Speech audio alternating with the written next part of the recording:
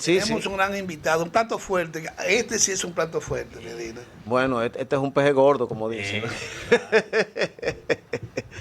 Así teníamos, que teníamos, preséntelo. teníamos meses por ¿A quién tenemos como Atrás, peje Bueno, gordo? atrás de él, teníamos meses atrás de Sí, él. es una leyenda, Pero realmente. Medina puso su chinchorro y cayó. Sí, es un hombre historia, realmente es uno de los dominicanos vivientes con la memoria más privilegiada, con el archivo más amplio que pueda tener un dominicano sobre la historia de los últimos 50, 60 años de la República Dominicana. Pero no es que la historia la conoce porque la leyó, es que la vivió y gran parte él la escribió. Espérate, Medina, no lo ponga así tampoco. Sí, No está tan lejos, como tú estás diciendo. Se trata de don Rafael Charlú Mejía, toda una leyenda de la sociedad dominicana. Buenos días, don Rafael. Qué grato placer tenerlo por aquí. Gracias, Medina, gracias, señores. El asunto es que entre Medina y yo existe una relación no solo de buena vecindad en la zona colonial, sino de una larga amistad a lo largo del tiempo. Y entonces, hace unos meses que él estaba por traerme a este programa, que yo soy un espectador de él a través de las redes sociales. Gracias. Y me gusta muchísimo la formalidad con la que ustedes se desenvuelven. En medio de toda esta chercha y todo este relajo, ustedes marcan una diferencia muy importante. Yo le dejo aquí mi admiración y mi respeto. Es cierto lo que dice Medina. Yo soy un conocedor de la historia por viejo, porque la he vivido. Yo pienso que invitarme aquí, que he venido con muchísimo gusto, es el mejor regalo que pueden hacerme, porque estoy a horas de cumplir mis primeros 82 años. Wow. Felicidades, felicidades. Sí, eso no es cualquier cosa. Celebramos ¿Verdad que sí? 32 abriles con regocijo. Sí, gracias, muy amable. Mucha salud a ustedes también. Don Rafael, no sabemos por dónde empezar con usted, pero... Pero ya empezamos. Sí, pero hay tantas áreas que quisiéramos, pues, sintetizar, a ver qué mayor tipo de contenido le podemos sacar a este diálogo con usted. Usted fue dirigente del 14 de junio. Sí, así. ¿Qué fue el 14 de junio para las nuevas generaciones? Porque ahora vivimos en un mundo light donde el inmediatismo y la chercha es lo que se impone. ¿Qué fue, en síntesis, el movimiento 14 de junio? Bueno, en el sentido formal, fue un movimiento clandestino que surgió principalmente por iniciativa de Minerva Mirabal después de la caída de la dictadura de Fulgencio Batista y su huida hacia Santo Domingo el 1 de enero de 1959, y después de que se produjera la inmolación de los expedicionarios de Constanza, Maimón y Estero Hondo a partir del 14 de junio de 1959. Aquella empresa libertaria desde el punto de vista militar fue aplastada con la brutalidad con que Trujillo sabía hacerlo, acostumbraba a hacerlo durante su tiranía, y aunque desde el punto de vista militar Trujillo ganó la batalla, desde el punto de vista político y moral, yo digo que ganó la batalla que le costó la guerra, porque a partir de ahí, aquello produjo un impacto tan fuerte en la conciencia de la juventud más ilustrada y más consciente, que 6 meses después había toda una red de células clandestinas que el 10 de enero de 1960 se reunieron para formar el movimiento revolucionario clandestino 14 de junio. Luego, al morir Trujillo, ajusticiado el 30 de mayo del 61, la agrupación que había operado en la clandestinidad surgió a la luz pública bajo el nombre de agrupación política 14 de junio. Entonces, ese fue el movimiento que recogió, formó, tras el liderazgo de Manolo, porque ya Minerva había sido asesinada junto a sus dos hermanas, Patria y María Teresa, convocó y alineó a la parte más consciente de la juventud tras el liderazgo de Manuel Aurelio Tavares Justo, Manolo. Ese local, Ese es en síntesis, ese local que estuvo en el Conde, esquina Hosto, creo, ¿verdad? Así es. Perfecto. Así es. Ahí se hallá como movimiento que germinó con esa invasión, ¿no? Sí, así es. Perfecto. Ahora, luego ese movimiento, en el año 1963, luego del derrocamiento del profesor Juan Bosch, Sí. que tomó las montañas al mando de Manolo Tavares Justo. Así es. Usted fue uno de esos guerrilleros, ¿sí o no? Así es. Cuéntanos una experiencia breve de ese movimiento en las montañas. Pues yo no me imagino con usted con un fusil en las escarpadas montañas de Quiqueya, doctor, dígame. Así fue, así fue. Aquello fue un gesto de patriotismo, de sacrificio y una experiencia muy peculiar, porque por primera vez los fusiles de la insurrección guerrillera estuvieron al servicio de la ley, porque se trataba de un movimiento por el rescate de la Constitución de 1963, que había sido mal lograda por el golpe de Estado el 25 de septiembre del mismo año. Entonces, Manolo Tavares había prometido que si se cancelaban las libertades públicas y se cometía un hecho como ese, el 14 de junio respondería con las armas en las manos, y cumplió su palabra al precio de su sangre. Desgraciadamente, fue un gesto, una acción, un hecho de armas sin la suficiente preparación, con jóvenes que no teníamos experiencia de guerra, poca experiencia política, porque veníamos de la dictadura de Trujillo, cuando aquí no se conocía nada, ni siquiera la experiencia de las luchas cotidianas se podían colectivizar porque no se podía hablar con nadie. Y entonces ese levantamiento también fracasó y culminó con el 21 de diciembre con la muerte de Manolo y un grupo de compañeros.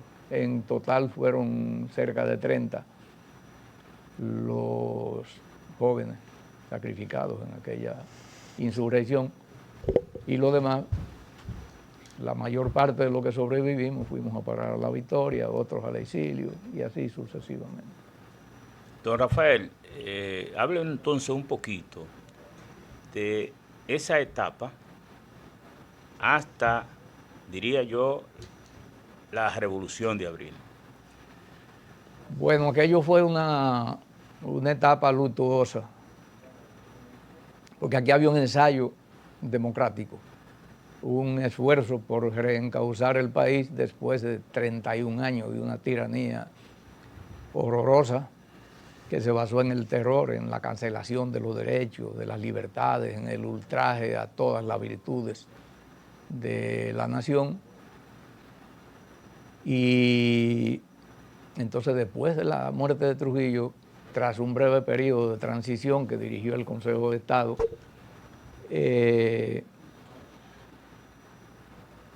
gana las elecciones Juan Bosch, quien viene con un proyecto de democracia representativa, de reencauzamiento del concepto corrompido y corrupto que había de la administración pública, en fin, un periodo muy interesante. Pero las fuerzas sociales y políticas que habían sido derrotadas en las elecciones del 20 de diciembre ganadas por el profesor Juan Bosch no se avinieron, eran los tiempos de la Guerra Fría, a ese periodo de respeto a las libertades, de intercambio de las ideas, y entonces dieron el golpe del 25 de septiembre. El país se salió del curso de aquel ensayo y cayó de nuevo bajo la ley de bronce de la dictadura militar. El pueblo no se resignó a eso. Las fuerzas políticas de la oposición se lanzaron a la lucha bajo la consigna de retorno a la constitucionalidad, y esa consigna y esas luchas por el retorno a la decencia encontraron eco en una parte de los militares que el 24 de abril entonces iniciaron lo que todos conocemos. Hay una situación que yo siempre me choca y es precisamente por qué fracasa la izquierda en la República Dominicana y no tenemos ahora mismo un gobierno socialista o casi comunista, y precisamente es el capitalismo que arropa a la izquierda. Y me sorprende cuando veo izquierdistas ya coincidiendo con el capitalismo, porque antes se me decía que cuando uno de izquierda coincidía con el enemigo, tenía que revisarse, pero yo veo que ahora mismo nadie se revisa. Y ahora mismo es el gobierno capitalista empresarial quien está dirigiendo el país. Déjeme decir una cosa, la revolución por la que la izquierda propugna, conmigo como su soldado también dentro de ese contingente, sufre derrotas temporales, históricamente temporales. Pueden pasar 15, 10, 20, 50 y hasta 100 años. La misma revolución que parió el capitalismo, la más radical, fue la de Francia, y usted sabe que también tuvo sus retrocesos. Y la historia es así que camina. El movimiento de izquierda, yo digo que sufre derrotas temporales. Hemos sido derrotados por ahora, como dijo Chávez cuando aquel ensayo de golpe de Estado fracasó.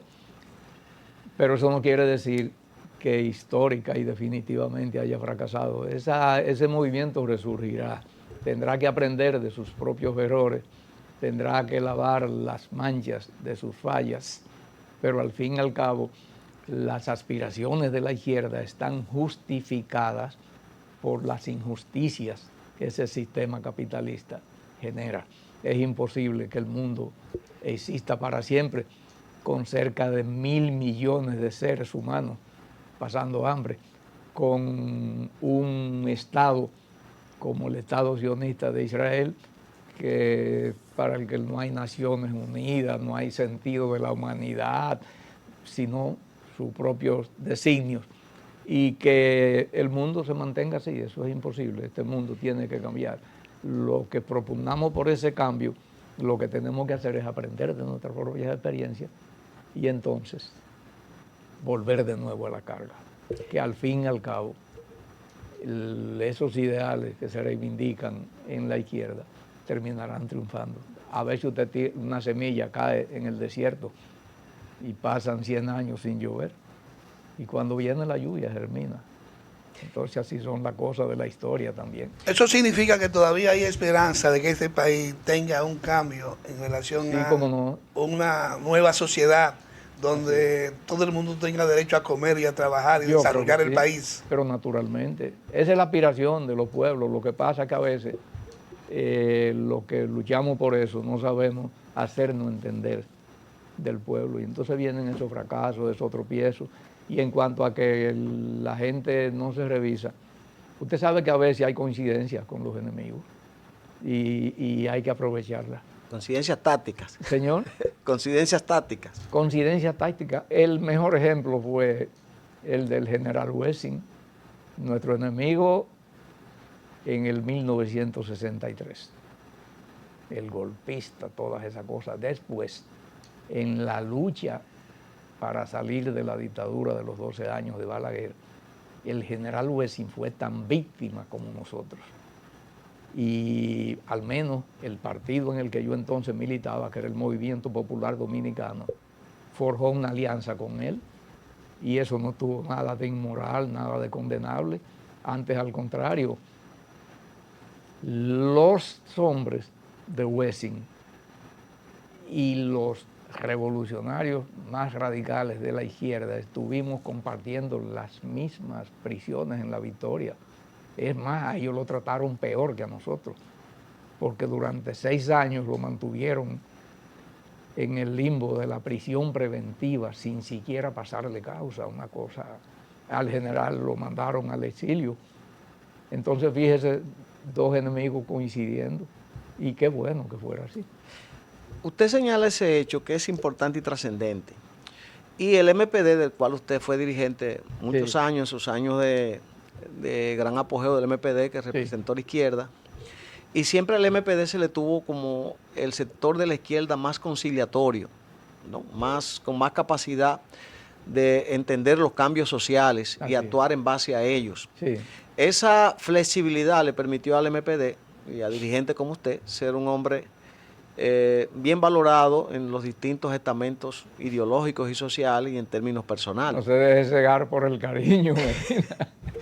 Pero yo quisiera irme un poquito atrás, Vamos a ver. porque los hechos del 63 y del 65 son apasionantes. Usted habló de los sectores que se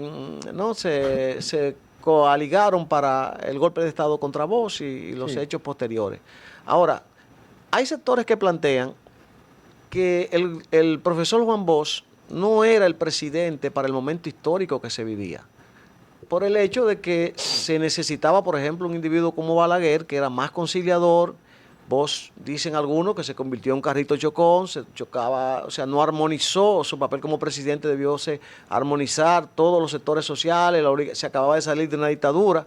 Entonces Bosch se dice que incentivó inclusive la lucha de clase en la República Dominicana, dividiendo la sociedad entre Tutumpoti, hijo de Machepa, que atacó la oligarquía, el sector militar, el sector religioso, que era determinante en esa época.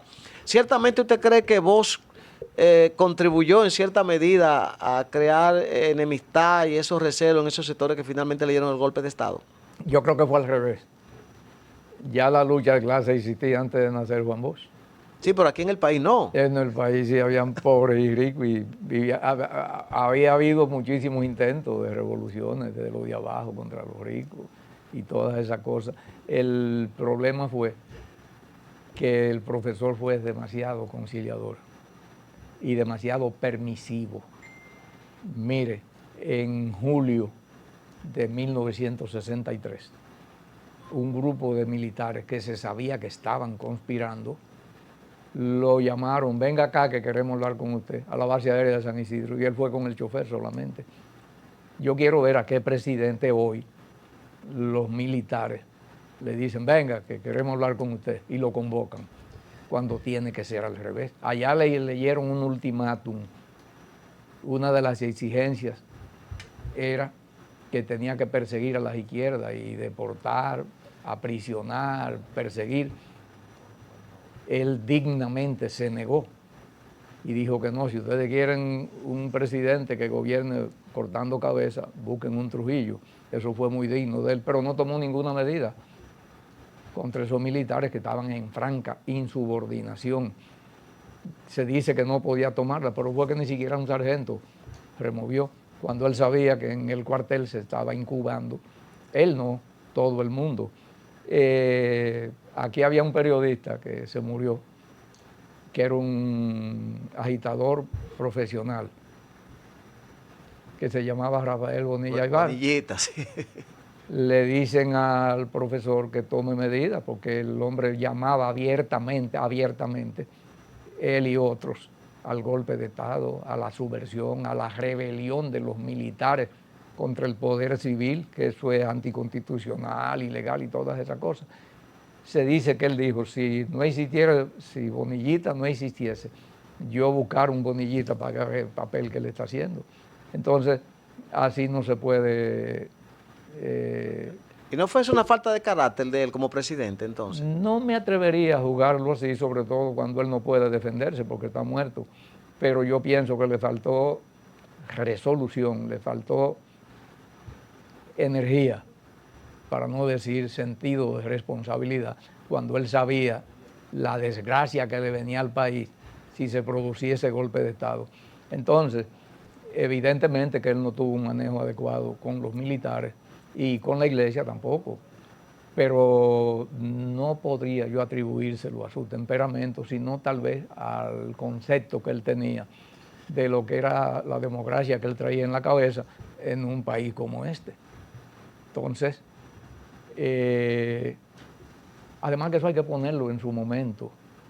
En su momento, este era un país sin ninguna experiencia en esos ensayos y esos avatares y esas cosas. Y quizá el aprendizaje exigía un costo tan trágico como el que hemos tenido que pagar a lo largo del tiempo. Don Rafael, es apasionante esos temas porque son precisamente vivencias, pero nosotros conocemos que usted tiene otra faceta como sea escritor de cultura, de música. Hablen un poquito de eso. Ay, pero ese sí es un tema dulce. Mire, pasar de esos temas tan dolorosos. Pero precisamente por eso, porque queremos terminar alegre aquí. A que terminemos alegre. Sí. No, eso es lo más alegre que hay. El merengue, mi personaje inolvidable desde la infancia, porque mi personaje preferido es el Quijote, pero mi personaje inolvidable, yo pienso que es el merengue típico. Y he dicho en más de una ocasión que junto al bramido de las vacas y al cacareo de las gallinas y el canto de los gallos y las voces de los trabajadores de mi casa, que era una especie de batey o de campamento. Mi papá era un hacendado, además fue alcalde pedáneo durante muchos años. Junto a esos sonidos, yo pienso que el primer sonido que llegó a mis oídos fue el de las notas de un acordeón, y desde entonces le cogí cariño. En mi pueblo había uno que siempre yo desde muchachito, muy pequeño, escuchaba. Yo soy de Montecristi. Había uno que le decían falseta ya, que era un tremendo músico. Escríbame algo de falseta y mándeme algunos datos de él. Ese es un personaje que a mí me interesa conocerlo. Hay un oyente de mi programa, de Montecristi, que me ha hablado de falseta. Yo conocí el nombre de falseta en un libro, creo que de don Julio Alberto Hernández, o don Emilio Rodríguez de Morici, y ni siquiera sabía que era de Montecristi. Yo tengo deseo de saber algo de falseta, y hágame el favor de escribirme algo de él, dónde vivió, dónde nació. ¿Usted lo conoció? No, o sea, cuando yo era niño... Y déjeme entrevistarlo yo a usted entonces. Hablaban mucho de él y de la fiesta a la que ellos iban. Exactamente. Todas esas cosas mándenlas con Medina. Bueno, usted está emparentado con Tatico Enrique, que es el más legendario. Cuñado mío. Cuñados. No. Estaba casado con mi hermana. Ok. Sí. También... Además, compañero de infancia. Yo le llevaba un año a él. Ok. Usted tiene una obra sobre el merengue, precisamente un libro, creo que fue premiado con un premio Casandra, un dorado, algo así, ¿no? Yo he escrito 2 libros sobre el merengue. Uno se llama Antes de que te vayas, porque pienso que esos son atributos de la nación que se están disolviendo a la carrera, esas tradiciones. Y el otro se llama Por los caminos del merengue. Y hablo de ello, de Tatico, porque es una figura inevitable en materia de merengue típico. Entonces, son remembranzas, muchas de ellas, inquietudes. ¿Esos músicos típicos han sido autodidactas? Ninguno, por ejemplo, se dice que Ñico Lora ni sabía escribir o algo así, ¿no? Tal vez ni de letras sabía. Tatico apenas sabía poner su nombre. Hombre. Pedro Reynoso era analfabeto. Su trío entero, el trío Reynoso. Entonces, eso se aprende mecánicamente. El acordeón. Ahora hay escuela y se dice que hay métodos y cosas, pero es una música muy elemental, muy de pueblo. Yo creo que tenemos que hacer una serie con... Me gustaría, porque ese tema a mí me gusta.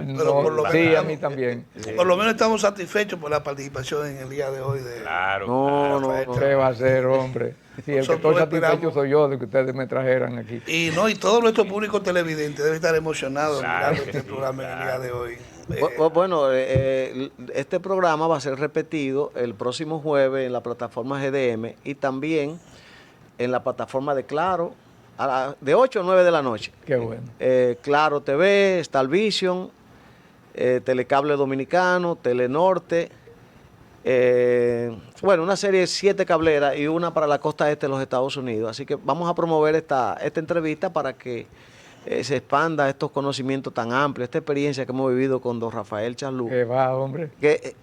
Bueno, yo tengo una experiencia, yo tengo una ventaja que ustedes no tienen. Yo me siento con frecuencia allá en su galería. Sí. Y yo pues me nutro mucho de...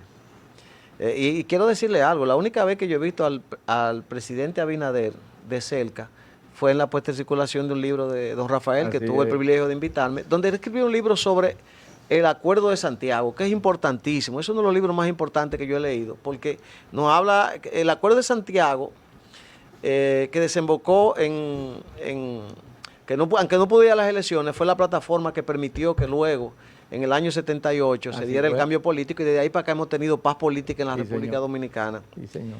Y ese libro es importante, se llama, ¿cómo se llama, don Rafael? El Acuerdo de Santiago. El Acuerdo de Santiago. Busquen ese libro del doctor Rafael. Y se dice que ahí se inició la tercera ola democrática en esta... Porque en el 78 el Acuerdo de Santiago creó las condiciones para ponerle fin a la represión política, a la persecución política que el gobierno de Balaguer promovía. Y desde entonces tenemos, del 78 aquí, ¿son cuántos años? 46 años, me parece. Bueno, sin preso político. Agradecemos la participación de nuestro gracias a ustedes, el día de hoy. Me siento tan reconocido. Ya puede despedir el programa, hermano. Bien, le damos las gracias a esos fieles televidentes. Hoy, con, diría yo, dos temas que son apasionantes, que es la política y la música, algo alegre. Le damos las gracias a don Rafael, que estaba con nosotros aquí compartiendo, y le decimos a ustedes buenos días y buen provecho, y que el Señor lo bendiga a todos.